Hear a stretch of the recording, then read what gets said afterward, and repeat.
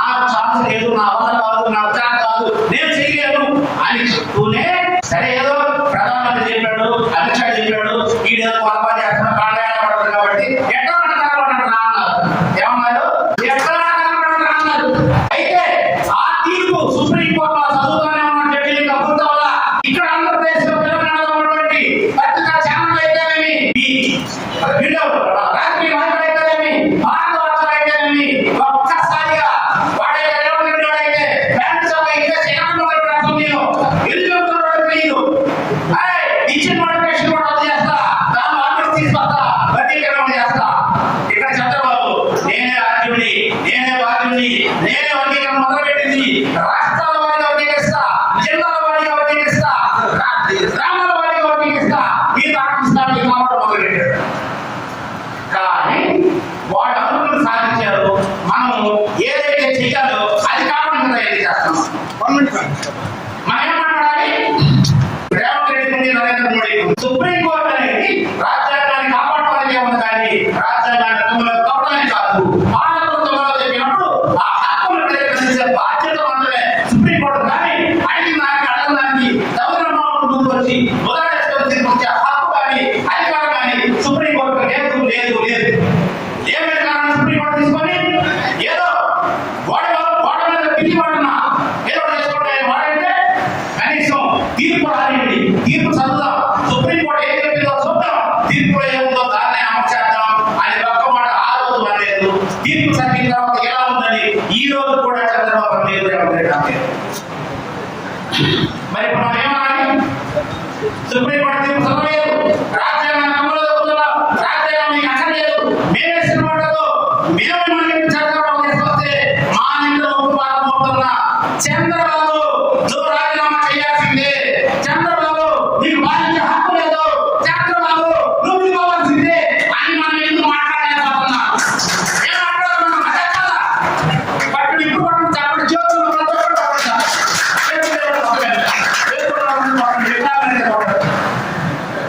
వాడికి పరిపాలించే హక్కు లేదు అని మనం ఏదో రోడ్డు ఎక్కుతామో. ఎప్పుడైతే ఒక్కసారిగా 600 మంది రాజీనామా చేసి చంద్రబాబు రాజీనామా చేయాల్సిందే అని ఒక్కసారిగా గట్టిగా ఇస్తే చంద్రబాబు ఏమవుతుంది? గొట్టలు నడుస్తాయి, చక్కని చిచ్చోడైపోతాడు. అది కదా మనం మాట్లాడాల్సింది. మన విషయం ఏమవుతుంది? ఇది అతను మూపుడు సంధించిన బాణాలకు మనసుంటుందా? బాణానికి ఏమైనా ప్రాప్తి తీరు ఉంటుందా? బాణానికి హ్యూమానిటీ ఉంటుందా? ఒక నిమిషం ఉండదు కదా. కాబట్టి బాణం అతనిదే ఉంది, బాణాన్ని వదిలేవాడి మీరు పెట్టాలి. ఒక్కసారి ఇదంతా నేను ముందే తిందా చెప్పాను, మన కాలు ఎప్పుడు పెడితే వెళ్ళాక వేసుకుంటామని. ఎందుకు చెప్పానంటే సుప్రీంకోర్టు తీర్పు జడ్జీలు ఇచ్చింది కాదు, ప్రధానమంత్రి మాట్లాడించింది. మనకందరూ తెలుసా తెలీదా? ఒక రోజుకి హైదరాబాద్ ప్రధానమంత్రి వచ్చి అతన్ని అమలు చేసుకొని నేను చూసుకుంటా, నేను గతవాదిని అవుతానని రోజు మాట్లాడినప్పుడు ఈ తీర్పు వచ్చిందని ప్రతి ఒక్కరికి తెలుసు. ఈ తీర్పు రావడం కోసం అప్పటి ముఖ్యమంత్రి జగన్మోహన్ రెడ్డి 4 లాయర్లు సుప్రీంకోర్టు పంపించి వాదించడం వర్గీకరణ కావాలని చెప్పాడు. అదే మనం ఉదాహరిస్తున్నాం. అదే చంద్రబాబు నాయుడు ఎన్నికల ముందే ప్రతి బహిరంగ సభలో నేను వర్గీకరణ నిజామాబాద్గా చేస్తానని చెప్పాడు. అతనే మనం ఉదాహరిస్తున్నాం. ఇతను దుర్మార్గం బాగుంది, ఇతను నిరంకుశత్వాన్ని దీన్ని మనం భరించలేక ఇతర కారణాలు ఓటేసి అతను గెలిపించాం. వర్గీకరణ చేస్తాడు అని తెలిసి కూడా ఓటేసే కదా. మరి ఇప్పుడు వర్గీకరణ చేస్తుంటే మనం ఎందుకు బాధపడుతున్నాం? సో ఇక్కడ బాధపడుతుంది వర్గీకరణ చేస్తున్నందుకు, వర్గీకరణ చేయనందుకు కాదు. భారత రాజ్యాంగాన్ని దొరుకుతున్నారు, భారత రాజ్యాంగం కల్పించిన హక్కుల్ని మనకి కాకుండా చేస్తున్నారు. ఈ రోజు వర్గీకరణ చేస్తారు, మనం నమ్ముకుంటే రేపు రాజు హక్కులు లేకుండా చేస్తారు. నీకు చదువుకునేది లేదంటారు, నీకు పాలించేది లేదు, ఓటర్ కూడా తీసేసి ఉన్న హక్కులు మొత్తాన్ని తీసేసి భారత రాజ్యాంగాన్ని నిర్వీర్యం చేసి భారత రాజ్యాంగం లేనప్పుడు మనవాళ్ళే మాట దిక్కు మనవాళ్ళు వచ్చేసిందని చెప్పేసి అదే పెట్టుకోవాలి. కాబట్టి ఈ వాటకంతా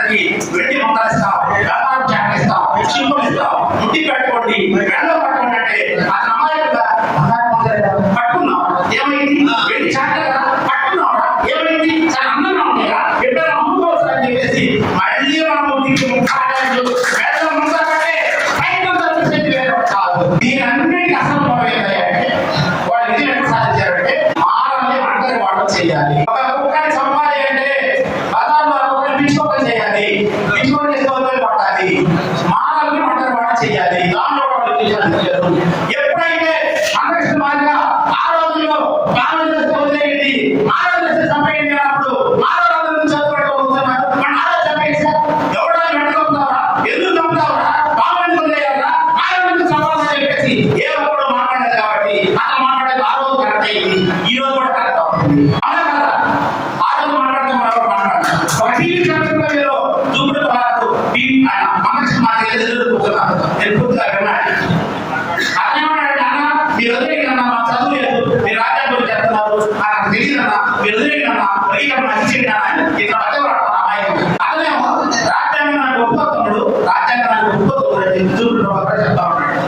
మా వర్గీకరణ అడ్డం వచ్చే రాజ్యాంగాన్ని అదే రోజు దూకుడు ప్రభాకర్ వారు అరే పిచ్చోడా, ముట్టికి తాడేమో ఉంటా పట్టుకున్నటువంటి నిన్ను నన్ను ఈ స్టూడియోలో ఈ రజనీ నాందేగా కూర్చోబెట్టి మాట్లాడే రాజ్యాంగం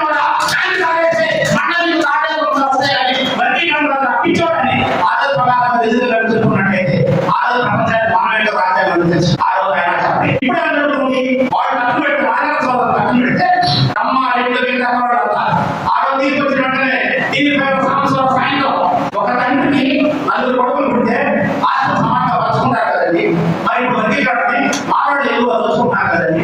ఈ మానవుడు ఎక్కడండి, మానవుడికి ఎవరు తినేసి ఎక్కడండి, అది కూడా కావాలి కదా, ఇది న్యాయం కదా అన్నాడు. సంవత్సరం ఒక తండ్రికి నలుగురు కొడుకులు పుడితే ఆస్తిని పంచుకోవడం అనేది సహజమే, అది క్వశ్చన్ లేదు. మరి మానవాళి ఒకే తండ్రి పుట్టారా, ఎవరు పుట్టారు? రిజర్వేషన్ ఏమో ఆశ, రిజర్వేషన్ ఏమో ఆశ, అందులో వ్యాపారం ఉన్నాయా, అందులో వ్యవసాయం ఉందా, దాని ఏముంది? రిజర్వేషన్ అంటే హక్కు, హక్కు అనేది పంచుకోవడానికి కాదు, హక్కులను అనుభవించాలి, పంచుకోవడానికి కాదు. ప్రతి ఒక్కడు ప్రతి ఒక్కడు ఆ హక్కుని అనుభవించవచ్చే కానీ పంచుకోవడానికి రాష్ట్రాలు చెప్పేసి ఆ రోజు కూడా ఏ ఒక్కలేకపోయారు. వర్గీకరణ వద్దు, ఐక్యత వద్దు అంటున్నామే కానీ ఎవరు ఆస్తి ఆస్తి పాత్ర డాక్టర్ బాబాసాహెబ్ అంబేద్కర్ గారు 2 సంవత్సరాల రోజుల పాటు రక్త మాంసాన్ని మర్చిపెట్టి నిద్రాహారాలు ఈ భారతదేశంలో 1,30,00,000 అభివృద్ధికి హక్కుగా కల్పించిన 3 ఆర్టికల్స్ 342 390 ఆర్టికల్లో 3 ఆర్టికల్స్ పోతే మిగతా మొత్తం భారతదేశంలో ఉన్న అన్ని కులాలకి అన్ని మతాలకు రాయబడేలా అంబేద్కర్ అందరూ కూడా కదా, మా ఒక్కరు కూడా నమ్మలే కాదు. ఇది హక్కు మాత్రమే కానీ ఆస్తి కాదు. ఆస్తి అయితే పంచుకోవాలి, మాకు ఏ ఒక్కరు చెప్పలేదు. నేను ఒకే మాట చూపిస్తా. సో మానవులు దోచుకుంటున్నారు, దోపిడీదారులు వీళ్ళందరూ మనకి తీసేస్తారని చెప్పడంలో వాడు సపరేట్ పడిపోయారు, మన దోపిడీదారులు మిగిలిపోయారు. కాబట్టి ఈ వర్గీకరణ వద్దు, ఐక్యత ముద్దు, ఇది ప్రకటన పెట్టి రాజ్యాంగాన్ని కాపాడుకున్నాం, రాజ్యాంగ వ్యతిరేక తీర్పుల్ని వ్యతిరేకంగా రాజ్యాంగ హక్కుల్ని అందరూ సమానంగా పంచుకుందాం అనే ఒక విధానంతో మనం బయట రావడం అవసరం. ఇంకొకటి చివరిగా ఒకటి ముగిస్తారు. ఆంధ్రప్రదేశ్ లో 25 లక్షల మాయ కుటుంబాలు ఉంటాయి, 15 లక్షల మాయ కుటుంబాలు, అంటే మొత్తం 40 లక్షల కుటుంబాలు ఉంటాయి. 2004 వరకు 4 సంవత్సరాల పాటు ఈ వర్గీకరణ అమలు జరిగింది. అమలు జరిగినప్పుడు ప్రతి సంవత్సరం 5,000 పోస్టులు మానవ కోల్పోయారు, మానవ 5,000 పోస్టులు గెయిన్ అయ్యారు. అంటే దాదాపు 20 సంవత్సరాల్లో 80,000 ఉద్యోగాలు మానవ కోల్పోయారు. 80 లక్షల మంది మానవ జనాభా, 25 లక్షల కుటుంబాల్లో 80,000 మంది ఉద్యోగాలు నిజంగా వర్గీకరణ కోల్పోయారు. జాతి మొత్తం నష్టపోయిందా? జాతి మొత్తానికి నష్టం ఉందా? 80,000 ఉద్యోగాలు, 15 లక్షల మానవ కుటుంబాలు లబ్ధి అనుకున్నాం. మానవ మొత్తం కోటీశ్వరులు అయిపోతారా? మానవులకి అంతరంగం, మానవుల పేదరికం మొత్తం పోతుందా? కానీ ఈ రోజుకి మానవ కోటీశ్వరులు కాబట్టి 25 లక్షల కుటుంబాల్లో ఎన్ని కుటుంబాలు రిజర్వేషన్ ద్వారా కోటీశ్వరులు అయ్యారు? ఎంతమంది ఆర్థికంగా ఎదిగిపోయారు? ఎంతమంది అంతరార్థులు బయటకు వచ్చారు? ఇటువంటి కులగణన ఏ ఒక్కరు కూడా చేయమంటుంది. మనం అడగలేదు.